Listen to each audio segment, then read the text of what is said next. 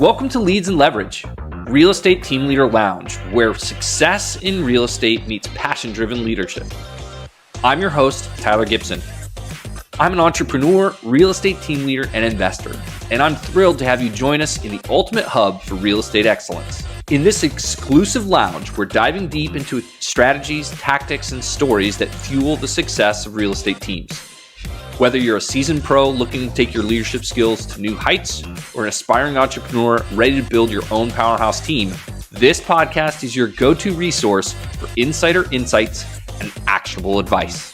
Get ready to hear from top experts, industry pioneers, and real-world achievers who are making waves in the real estate world. We'll explore the best practices, share invaluable lessons learned, and equip you with tools you need to thrive in today's competitive market. Welcome to the lounge where leaders are made and success is earned. Come on in to the Real Estate Team Leader Lounge. Hello and welcome to another episode of the Leads and Leverage podcast, the Team Leader Lounge. I'm so excited to have Angela Rizzi here with me today. Angela is a certified luxury home specialist. She's also ranked in the top 1.5% nationally by RealTrends Magazine in 2023, which is incredible. So I'm excited to learn from her. Hopefully all of us can get some great information. Angela, thanks so much for being here today. Thank you for having me. It's a pleasure to be with you. Well, I'm super excited to hear about your team and everything that you guys have been doing. Tell me a little bit about your background. When did you get started in real estate?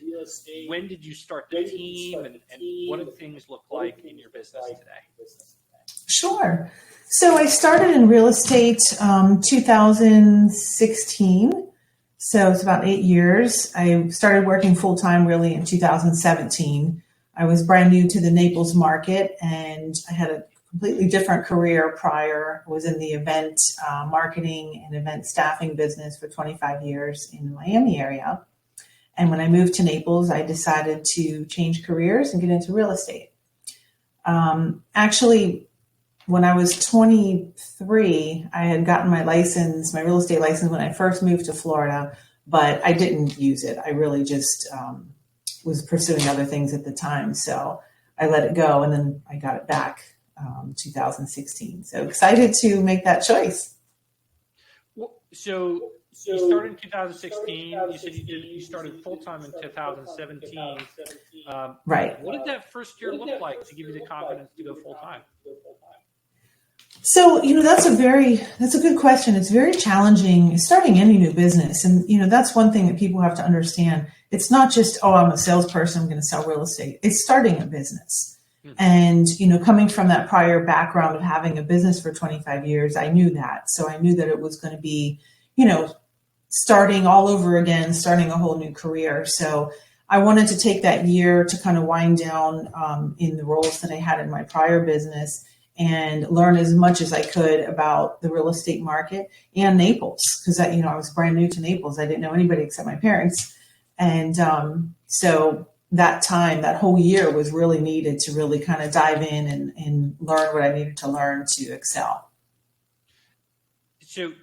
So I think it's fascinating that you were able to make that transition relatively quickly in a brand new market. There are lots of people that get started in real estate. Maybe they're in a new market or they move to a new market, from a market that they're already operating in.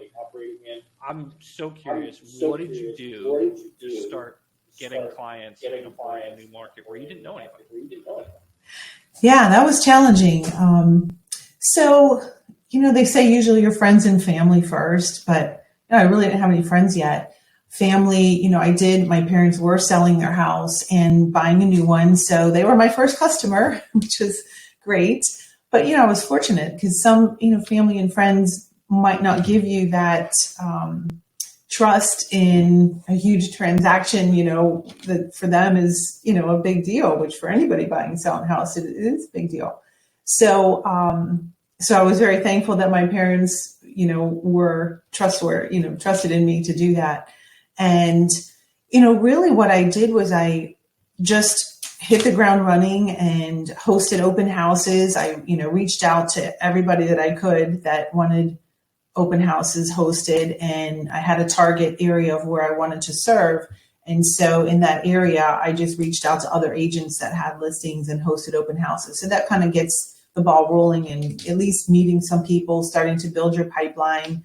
And what was really key in that is learning everything that I could about that particular community. Because once you set yourself as an expert in that community, people gravitate to you. So I found that to be very helpful in starting out. Such a great piece of advice.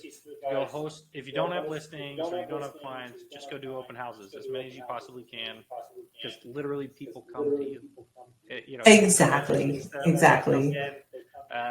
They expect to see an agent there, whether they're working with one or not, it doesn't matter. And being able to set yourself apart as a neighborhood expert is yes. Perfect.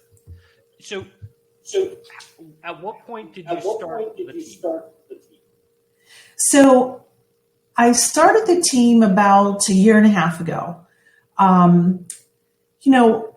At first, I really didn't want to have a team. I really, coming out of a business that I had for 25 years, I said, you know what? I don't want to babysit employees anymore. I don't want to, deal with independent contractors anymore. I just want to focus on what I'm doing and the business that I can generate and just be responsible for me.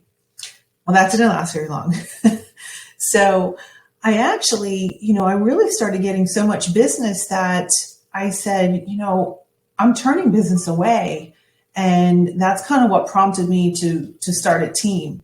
And even prior to that, I found it very helpful to have an assistant. And, I would tell anybody that's thinking of starting a team, before you even start thinking about a team, really focus on getting an assistant. Because if you're really busy, that assistant's going to help, and it's going to really kind of be a litmus test on whether or not it's sustainable to add team members. But you definitely need that admin in place before even thinking about a team. Yeah. Such a great piece of advice. And we're actually going to get to the leverage side of this, of the business here in a second, because that's my favorite part of these conversations, talking about leads and leverage. So, Sure. With that assistant, were they local to you? Did you hire somebody that was going to sit next to you, or did you seek an overseas virtual assistant? So the first assistant that I had, she was great. She was she was the daughter of a friend of mine, and she had just finished college. So she was looking for something part-time, and she was very helpful in social media and, organizing things, doing email correspondence and so forth. She was fantastic. She was part-time, and she worked mostly remotely, sometimes in the office with me, but mostly remotely. And she worked out great. She really kind of set up my schedule, set up my social media, and kind of took the lead on that. And then when she went away, she moved to a different city. That was heartbreaking because she was great. But it took a while to really interview and find the right fit. And, that's so important, finding somebody that has the skill sets that you want, somebody that can really understand the business. The knowledge of the business is really helpful, that they know, what real estate is and, what's important to me as an assistant, how I want them to treat my clientele. And, that took a while to find someone. I interviewed, probably 30 people. And I found a really good assistant now, and she's just knocking it out of the park. So she's very helpful. That's great. So we'll go ahead and take this opportunity to transition.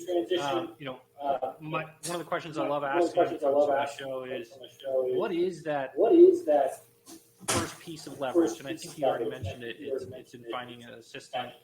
Besides an assistant, are there any other forms of leverage that you've implemented in your business that have allowed you to get more of your time back that you can then invest in getting the next listing or going on vacation, whatever it is that you want to spend your time on?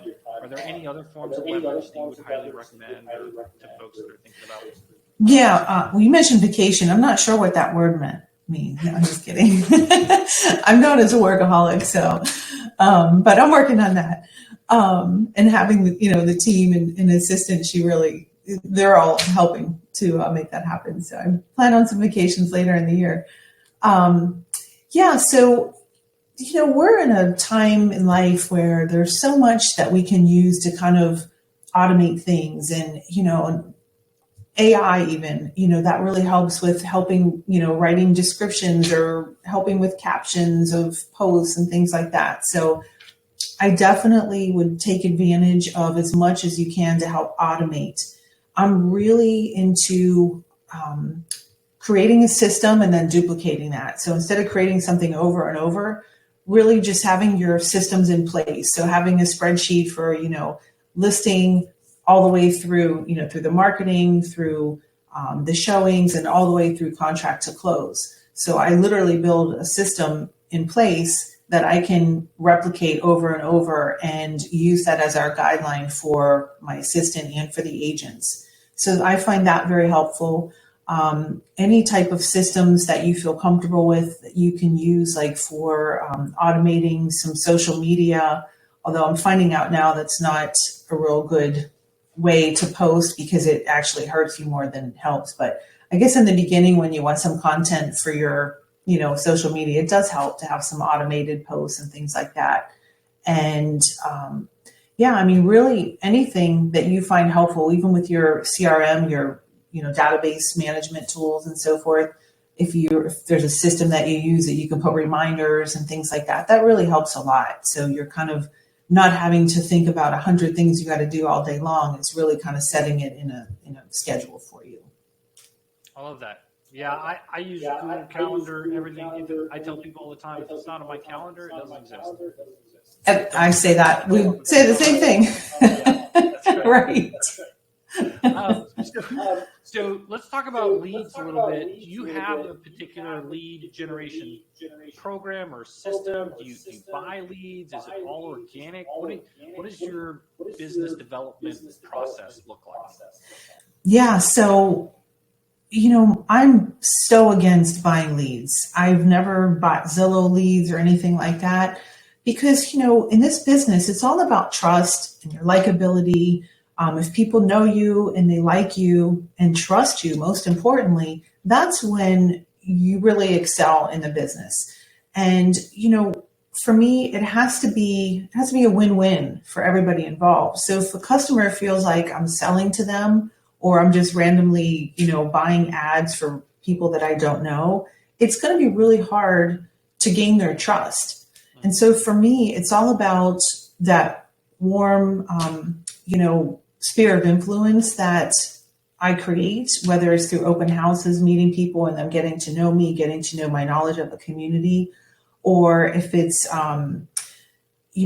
networking, going to events, people get to meet you and know what you're about. And then referrals. I mean, referrals are so important, and it's important to ask for them. You're not selling to somebody and saying, hey, throw me a bone over here just because I need the business. No, it's if I helped you with your transaction and you're happy with my service, then please, I'd love to help your friends and family.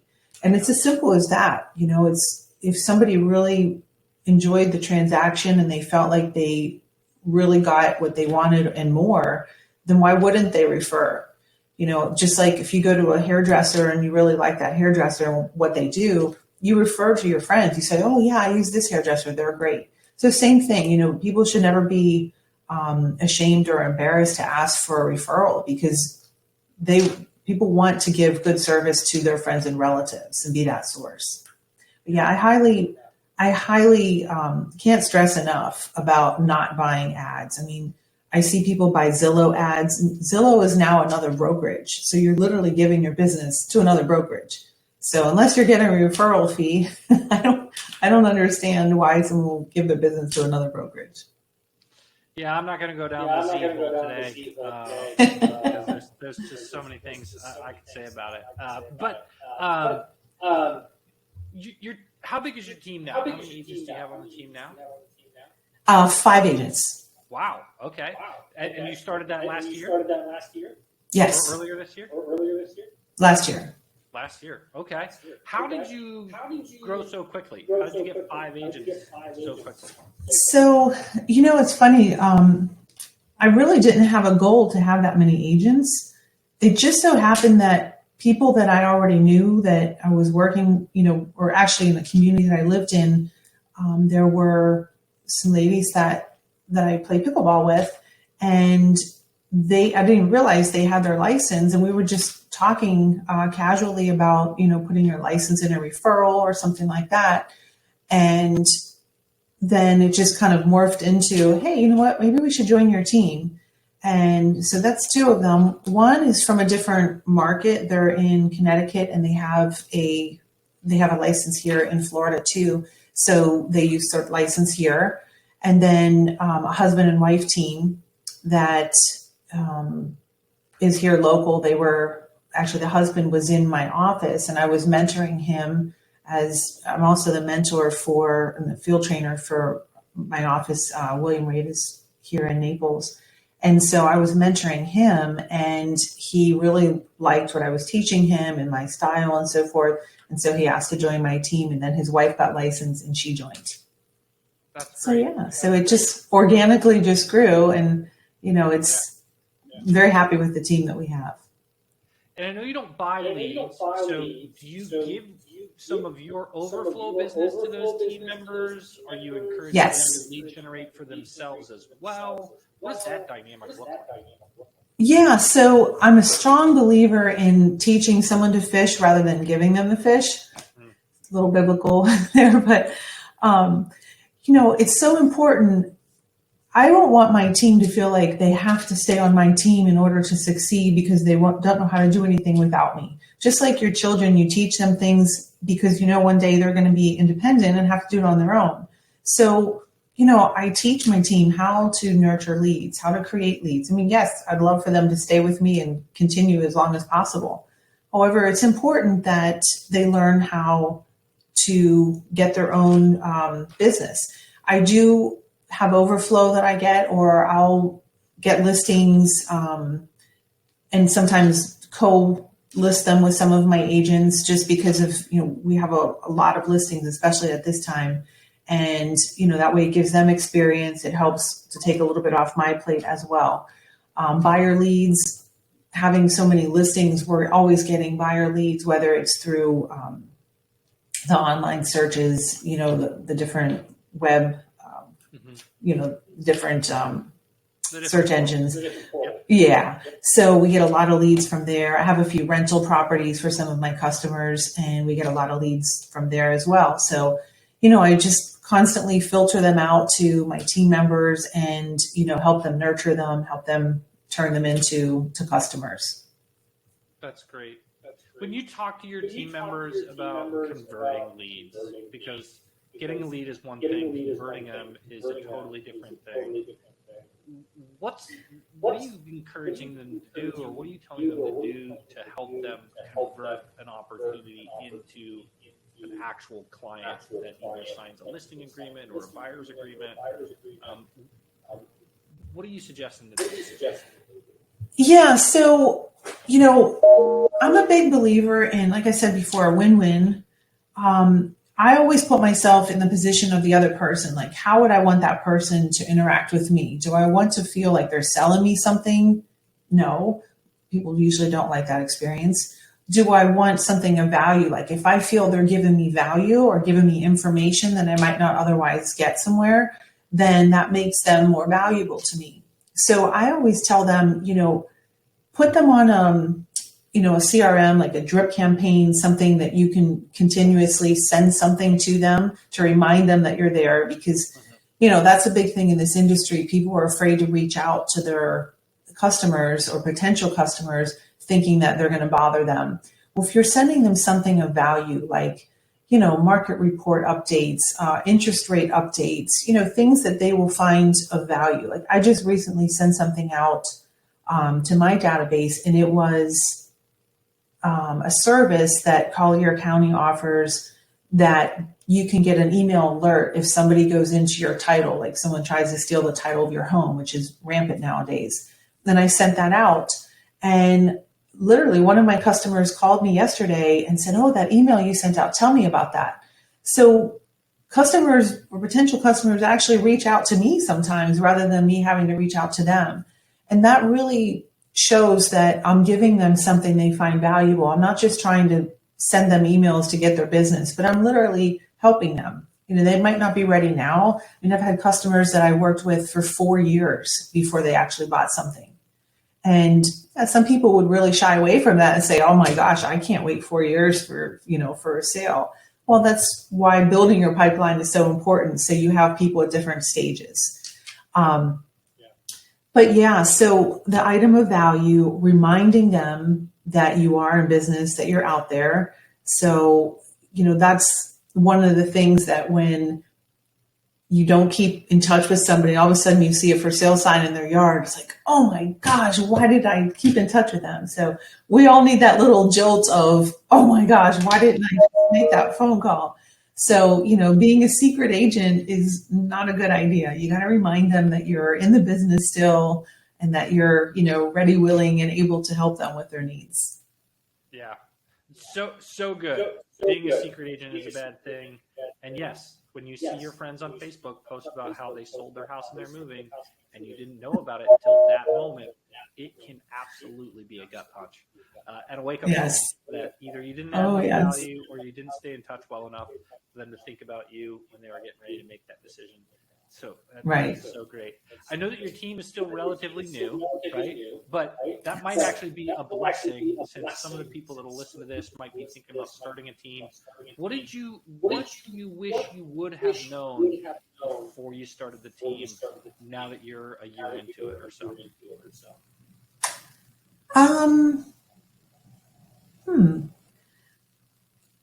I think just kind of how to structure things a little differently. Like no one really teaches you, what to do. And even in my real estate career in general, it was all the trial and error.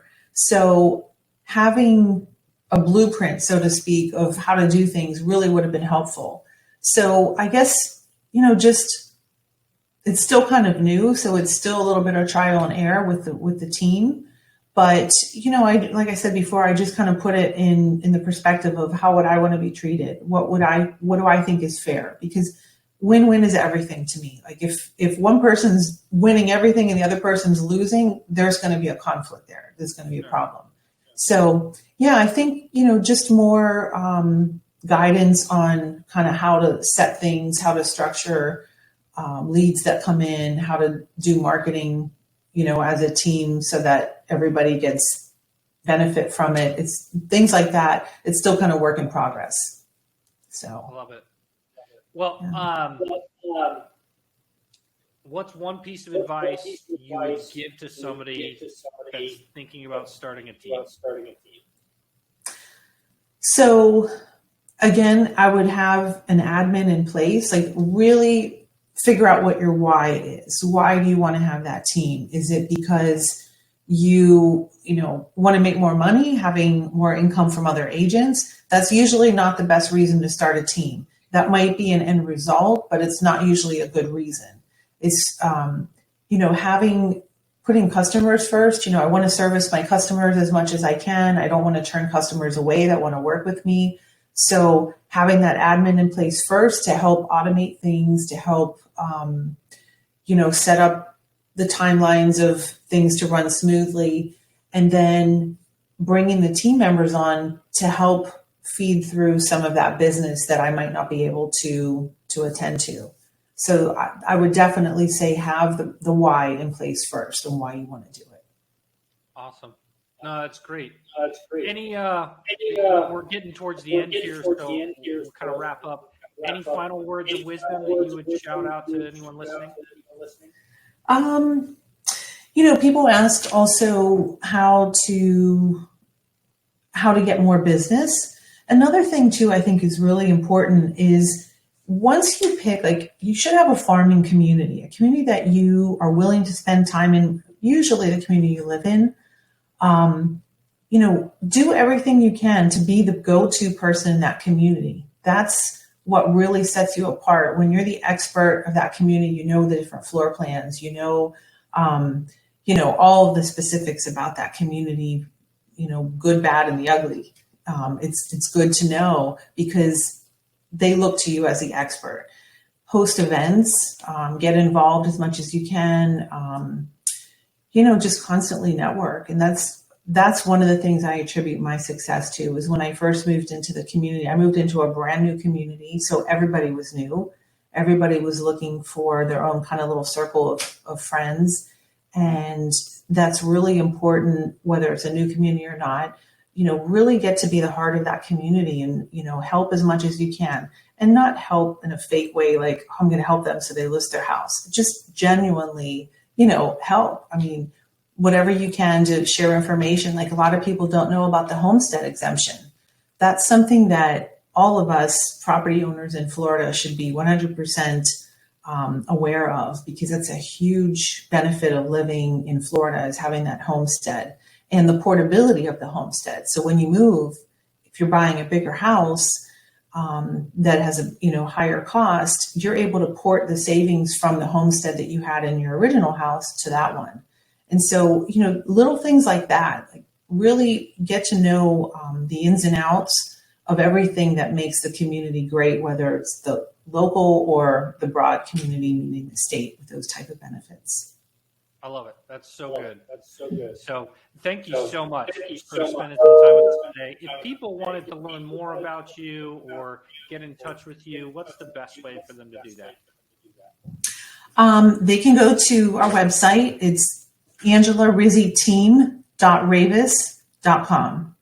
And all of our team members are there, myself, all the information about us. So yeah, I look forward to serving anyone that we can. And if anybody has questions, they're welcome to reach out to me. Awesome.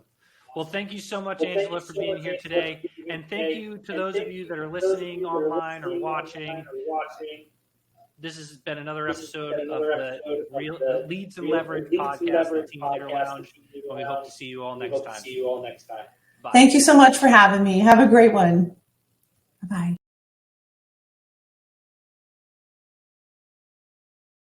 And that's a wrap for today's episode of Leads and Leverage. I hope you found our conversation insightful and actionable. Remember, success in real estate is not just about transactions. It's about the relationships you build, the teams you lead, and the impact you make in the lives of others. If you enjoyed today's episode and want to stay connected with our community of real estate leaders and entrepreneurs, be sure to subscribe to the podcast and leave us a review. Your feedback helps us bring you more valuable content and guests. Don't forget to visit our website, gpghome.com/leads and leverage for additional resources, show notes, and exclusive updates. You can also follow me on Instagram at real_Tyler Gibson to join the conversation and connect with like-minded individuals. See you next week.